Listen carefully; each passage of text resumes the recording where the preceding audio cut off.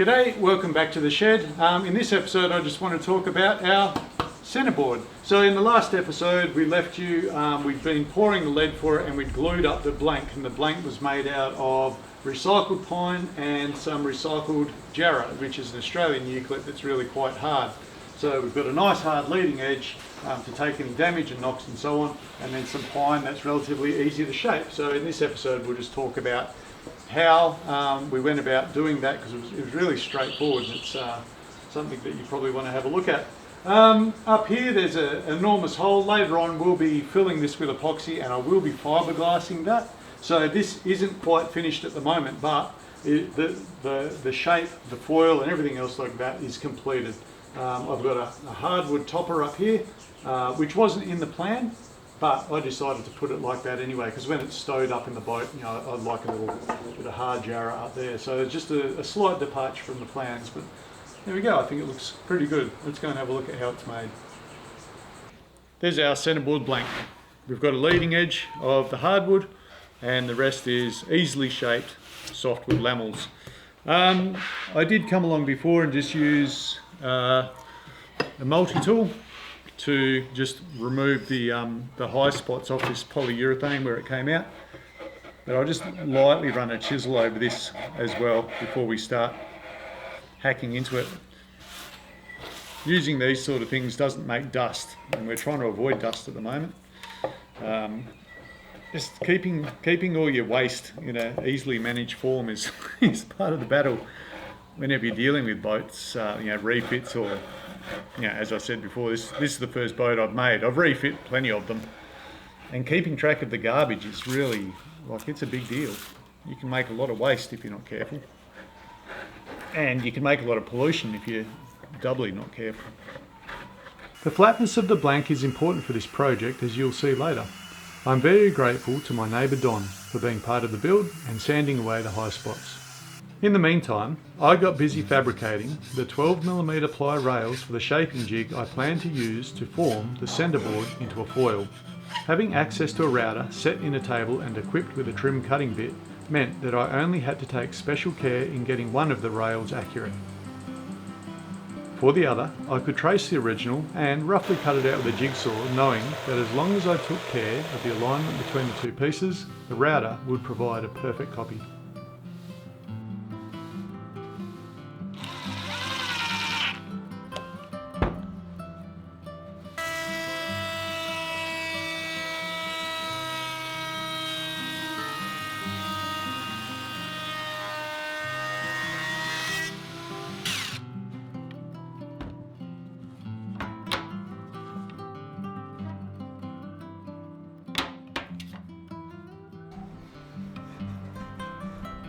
Custom fitting the new jig rails to the rectangular shape of the blank was as easy as tracing a line and cutting it out. I also decided to include a side guide made of plywood to the jig to help contain the router's power. Well, there we go, what a mess. I'm in a kingdom of, of shavings, which is pretty much what boat building's all about, really. I can hold my head high now. So we've roughed out the blank for our centerboard, or the swinging keel if you like. Don't be confused by this area here. It actually ends at this part, but I am leaving a square bit at the end, and you'll see why. We're going to use a shaping jig, and I do need a little bit to keep it flat to register. But so what I did is drew the lines and just very roughly shaped it with the circular saw. Just followed a series of straight cuts and snuck up on it. It was actually the death of the little AEG 2000 watt saw that I've been using. I smelt it, not too happy. The electrical not too happy smells coming out of it before. I didn't think too much of it, and I just worked, just had a bit of a go at here, and it let the magic smoke out. So I think that's the end of that. The insulation is cooked. That'll be going back on warranty. So in any case, that million-year-old Makita saw that's been in the Triton work table, I pulled that out, and that was easily able to get it done. So I've run a plane over it, very, very close to moving to the next step, which is actually shaping it into a foil. So we've got a shaping jig here. What I did is just hot glued that straight to this MDF cover sheet that came with my plywood that I scavenged. It's probably the first of many uses for this thing. So the jig is going to stay put. The blank is going to move through the jig. This is a nice heavy bit of wood, and as I run the router over it, because that's what I'm going to use to do my shaping, as I run the router over it, it shouldn't move. To make sure that it doesn't move, because I'm a bit of a realist and I know that if it mustn't move then it's going to, I've got that nice wedge that I cut off the back of this centerboard that I can slide up and just tap home. That's sacrificial. I don't mind if that gets chopped up, but that, you know, that will hold it a little bit more steady, just so it can't move that way, which is all good. So I've on these forms here, I got these actually off the internet. On the Duckworks site, there's a gentleman there that was kind enough. He wrote a bit of an article where he's done the trigonometry to find out those shapes, and you can just print that shape off and just cut it out of ply, and it's all the right size to just go for it. So this is a really common idea with routers, is to make rails that a router can run along. Here's my router. It can run along, and it determines the height of the bit as it varies depending as it goes along the centerboard. So that should be pretty nice. This will be the preliminary shaping, then of course later on I'll go and sand out any high spots or whatever.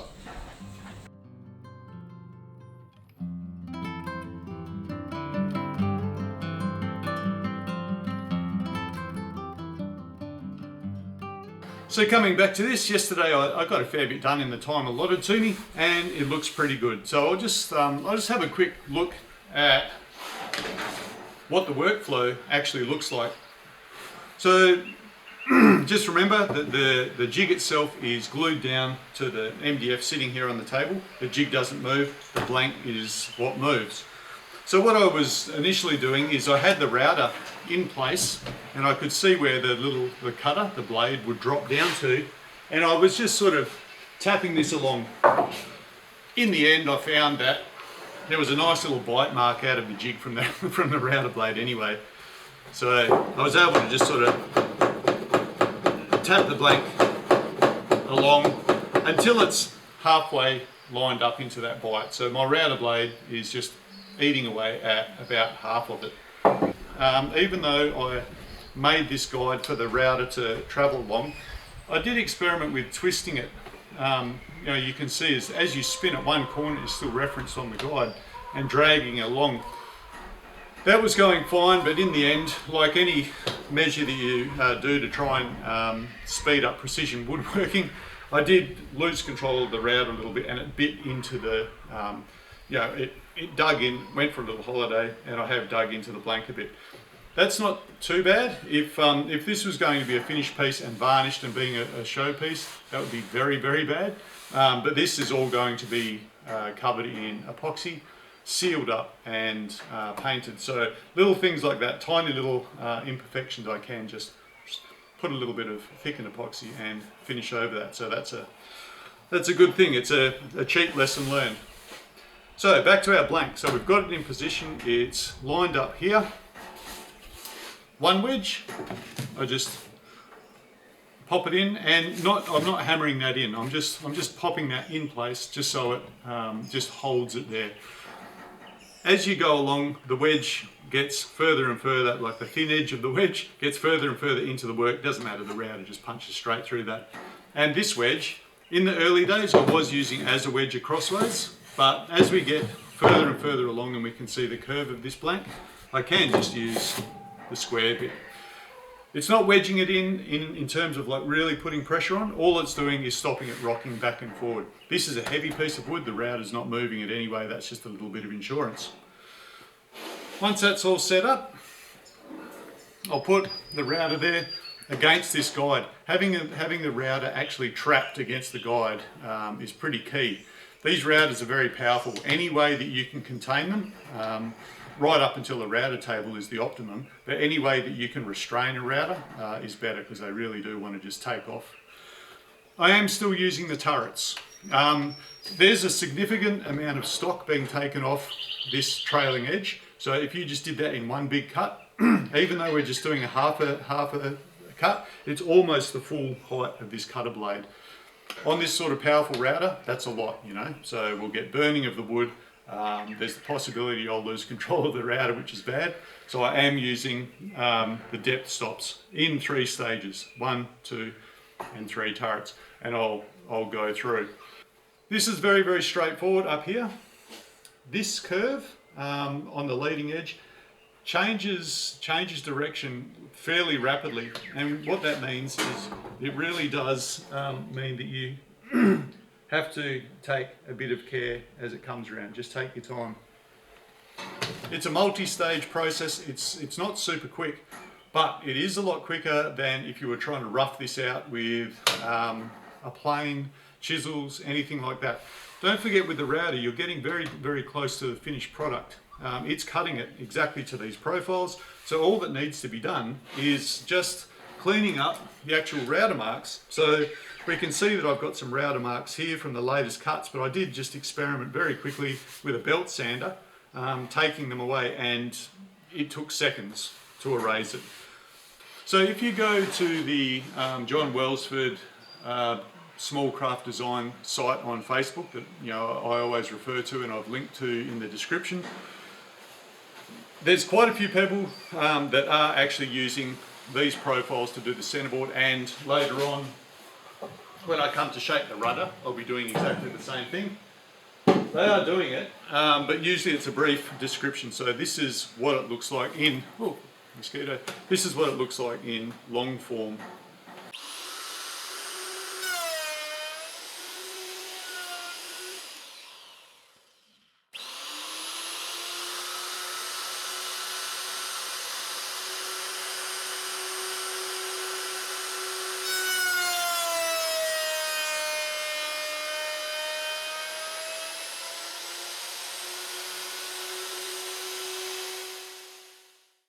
So that's the first stage of the first side of the blank run through the router. It looks rough, but you can see that it's coming along. So here now you see the obvious problem where it's, let me chuck my glasses back on.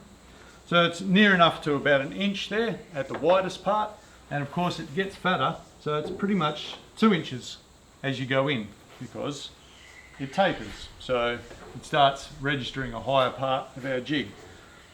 Now the reason for that is because we were using this face as the reference. So this time I'm just going to run the router using that face for reference on the jig. It'll probably, it'll come perpendicular, so it'll come across these router bits, and at some point it'll hit an approximate height. So that will make all of that the same width all the way along, and it will give us a nice sort of like almost like the bevel on a knife. Now this is what I meant by the reference face. So as this one's pushed over here instead of against there, so we were bringing the router over and it was coming over and doing this, but this left it quite high here. So now to get that tapered, we need to have it all the way over so that the router is riding on this lower point and we get a lower cut. As it comes along, then this is the highest point around about here. So as the router rides up to there, it should stop cutting in, and we'll be able to blend that in with the sander. Sounds good in theory, right?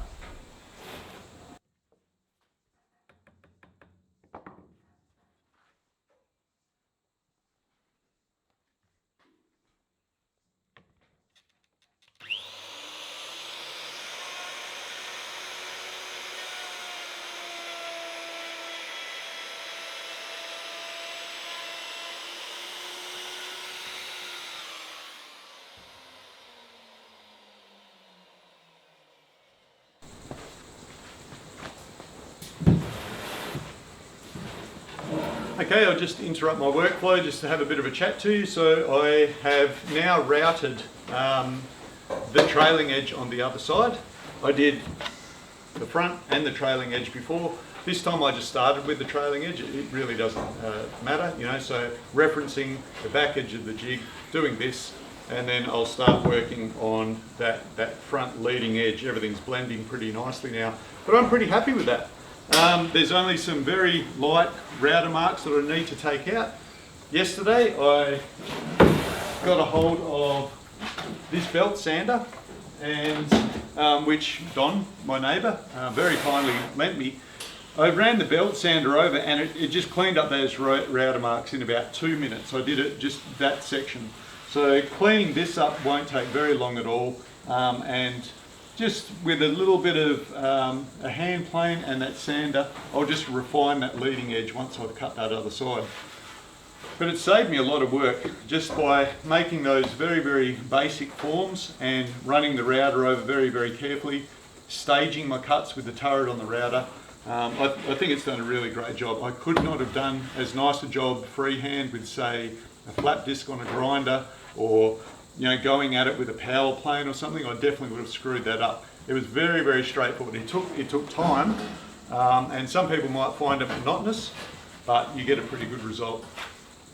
This trailing edge, it's only marred really by this screw up I made where I took an experimental leading cut, and I just had the depth gauge for some reason loose and I set it down a little bit too far and bit into it.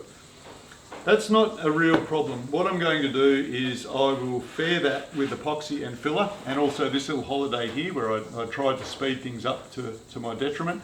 Those things will disappear under epoxy, and then I'm actually going to fiberglass this centerboard.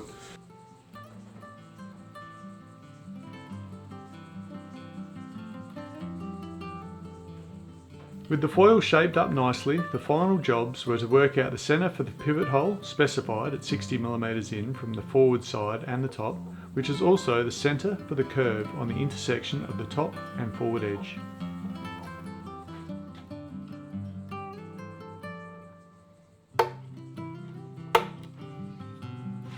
To get the board 90 degrees relative to the drill press axis, we use the same handy wedge to get precisely 30mm of elevation on the centerboard tip. The bit we're using is a 1.5 inch Forstner bit, and it moves a lot of stock. Our drill press may look primitive, but it has real old-timey power. Getting the curve on a bit of 9mm ply is much easier than a chunk of 60mm timber, and a glue gun is cheaper than double-sided tape to hold it. I try never to remove too much material with a router if there's a quieter way. To a man with a flush trimming router, every problem looks like a jig.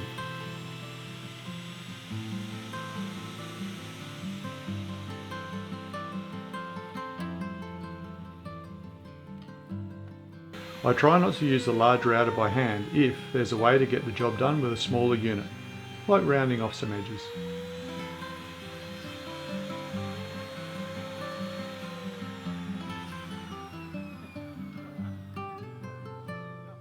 Now you just saw us rounding out the top of this oversized hole here. The reason being is we are going to fill that full of epoxy, and by having that rounded over shape, it actually makes the epoxy plug shaped a bit like an apple core. So even though epoxy sticks to wood very, very well, if we put that rounded shape over and then sand it level later on, that apple core shape will mean it can't come out of there. So later on we'll mark out the center, and we'll drop the hole through there, and a steel pin will go through there.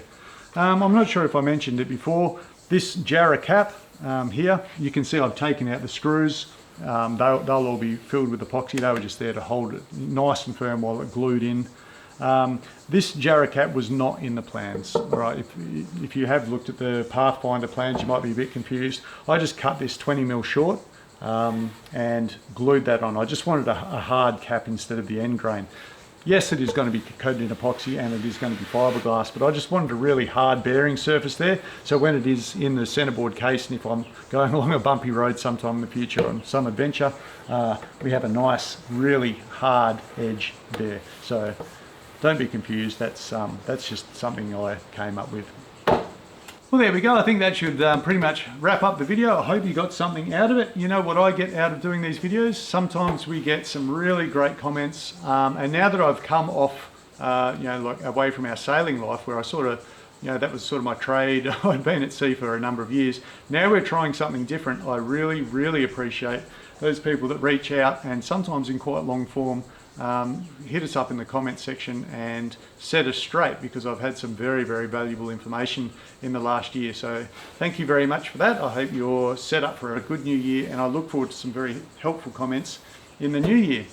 If you would like to just check out all of our old videos, if you're new here, you can go to our video channel, and all of our videos are arranged in playlists. This boat build will be arranged in its own playlist. Of course, there's the homesteading, or small farming. That's in its own playlist, and of course you can go and see about 200 of our videos where we were sailing all remote areas of Australia in our 30-footer. That's all there. I would be remiss if I didn't thank the people that support us week in, week out with contributions through Patreon, and also some people send us a little something at PayPal.